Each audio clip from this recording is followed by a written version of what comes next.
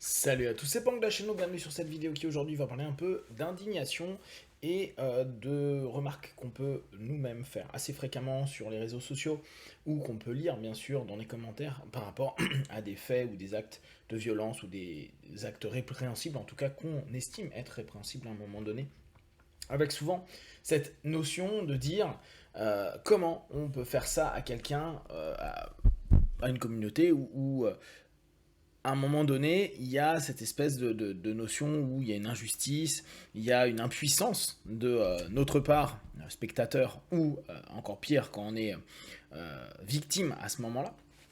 Et ce qui est assez intéressant, c'est quand on commence à lire, étudier, entre guillemets, ce qui est partagé par du monde, on se rend compte que cette notion est hyper projective. Quand je dis cette notion, c'est la notion de comment on peut faire ça à quelqu'un d'aussi sympa, une communauté aussi chouette, des personnes aussi géniales, etc. etc. Alors qu'en fait, la personne ou le groupe de personnes qui va agresser ou qui va violenter ou qui va faire des choses répréhensibles, on n'a rien à faire, mais strictement rien à faire de l'autre. Donc, quand on est en train, nous, de dire ah, c'est pas cool, on peut pas faire ça à quelqu'un d'aussi sympa, etc., etc., mais ça n'a aucun sens, sachant que tant qu'on ne prend pas en compte un minimum d'humanisme et de se dire je suis interlié à quelqu'un d'autre et que ce que je fais à l'autre, bah, c'est potentiellement ce que quelqu'un pourrait me faire ou pourrait faire à quelqu'un que j'aime. Et si je fais quelque chose de mal, bah, admettons que c'est moi qui le vive, ça serait horrible. Mais on n'est pas sur ces notions-là. On est sur une notion projective d'un inconnu. On va envoyer de la colère, de la haine et toute autre émotion assez destructrice sur quelqu'un d'autre. Parfois, même pas la personne en tant que telle qui représente la problématique. Elle n'est juste un moment ou un autre que la symbolique de ce qu'on a envie de mettre par rapport à un système, par rapport à un événement, par rapport à une frustration, par rapport à une peur, etc. Donc que la personne soit extraordinaire, que ce soit un saint ou que ce soit quelqu'un d'incroyablement bon, n'a aucun sens pour la personne, ou le groupe de personnes, qui va attaquer, qui va blesser, tuer le symbole à cet instant-là. Si en plus il y a un storytelling, une histoire, un récit qui s'est mis en place entre les protagonistes, dès lors, la projection qu'on se fait déjà sur la personne, qui représente un ensemble de frustrations et autres, bah, est encore plus validée par sa réaction, qui de toute façon, même si elle avait été pleine d'amour, de tolérance et d'ouverture, entraînera quand même, chez nous, une validation de ce qu'on va faire juste après ou a posteriori, on va se donner un biais en se disant oui, mais il m'a quand même répondu en disant ça, oui, mais il m'a regardé, oui, mais, oui, mais, oui, mais. Et on va se donner plein de justifications parce que c'est ce en quoi je crois, il m'a blessé, ou il m'a diminué, ou il a attaqué une de mes convictions, etc. etc. Donc, se poser dans un rapport externe à dire comment on peut faire ça à ces personnes-là qui sont géniales, etc., etc., c'est ne pas prendre en compte que nous ne sommes personne pour quelqu'un d'autre quand ces personnes-là ne sont pas dans une démarche à minima humaniste. C'est-à-dire se dire, on est connecté et j'aimerais pas vivre ce qu'il est en train de vivre ou ce qu'il va vivre. Quand on développe une société comme la nôtre, en tout cas là, en Occident et en France plus précisément, qui est basée sur des valeurs individualistes, où c'est soyez le meilleur, mettez-vous en compétition vis-à-vis des autres, prouvez que vous êtes les plus grands, les plus forts, les plus ceci et les plus cela. C'est complexe de dire que moi, entité personnelle, qui et à qui on a dit sois différent, ose être toi-même, sois de plus en plus grandiose, lumineux, extraordinaire, ne te laisse pas écraser par les autres, ne te laisse pas diminuer, ne te laisse pas tout ce que vous voulez, et vous le connaissez. Si vous êtes un petit peu dans le milieu du dev perso, vous entendez ça, vous l'avez peut-être déjà dit, vous l'avez peut-être même répéter à l'intérieur de vous. Bah, c'est compliqué de se dire, je dois être moi-même, être apte à exprimer ce que je suis, comment je suis, etc.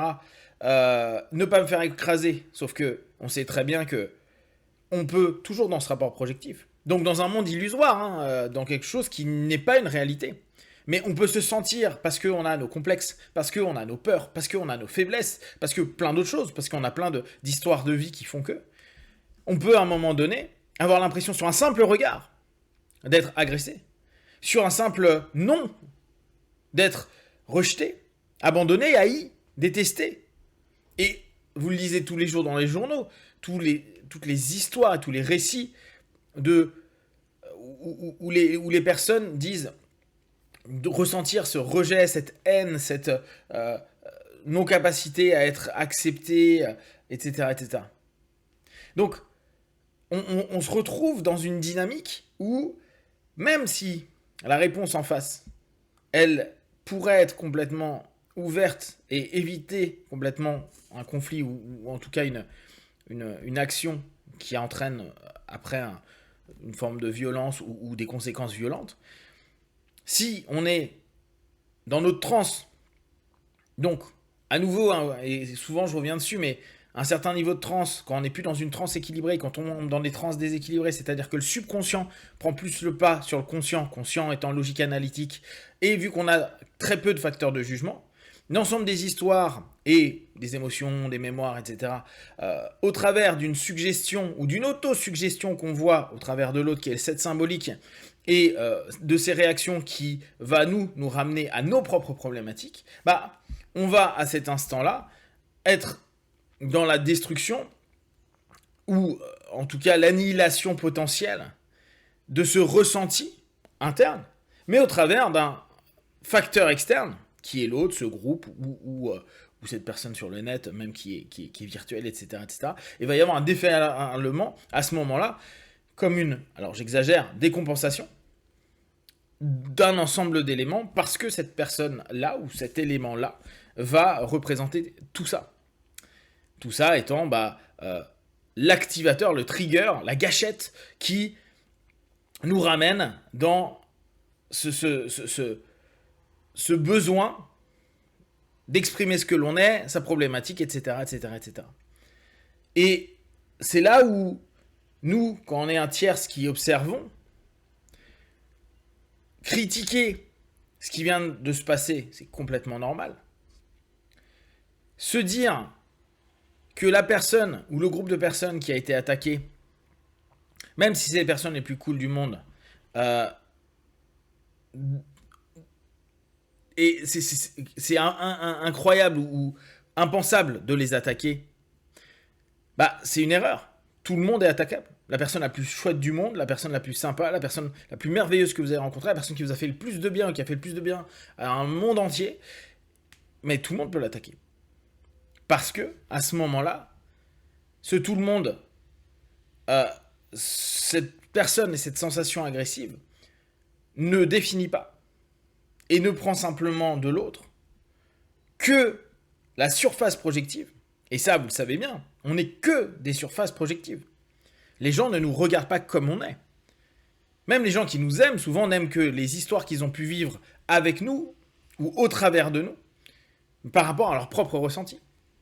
Donc plus c'est positif, plus ils ont l'impression que eux sont valorisés inconsciemment ou en tout cas ne sont pas attaqués sur leurs problématiques ou au contraire sont apaisés sur certaines de leurs problématiques et dès lors ils apprécient aussi ce que l'on représente. Mais c'est très rare de voir l'autre en tant que tel. Il n'est à ce moment-là que ce que l'on veut et ce que l'on peut voir par rapport à nos propres complexes, propres problématiques, propres pleurs. Et dès lors, la notion de nous-mêmes comme n'étant rien du tout, alors, autant individuellement que collectivement, et là c'est intéressant, on revient sur les principes de mouton, au bout du compte, vu que personne ne nous voit réellement, qu'on soit individuellement à montrer qu'on existe, mais les gens ne vont voir que l'état projectif de notre existence, et en groupe, on est dans la masse, donc souvent on accepte un process, et donc ils ne voient que le rapport projectif du groupe. En tout cas, faites-moi part de vos réflexions. Si vous avez des questions et des remarques sur le sujet, partagez. Et comme d'habitude, J'y répondrai le plus rapidement possible. Ne prenez que ce qui est bon et juste pour vous. Testez, observez, analysez et concluez. Be one, ciao.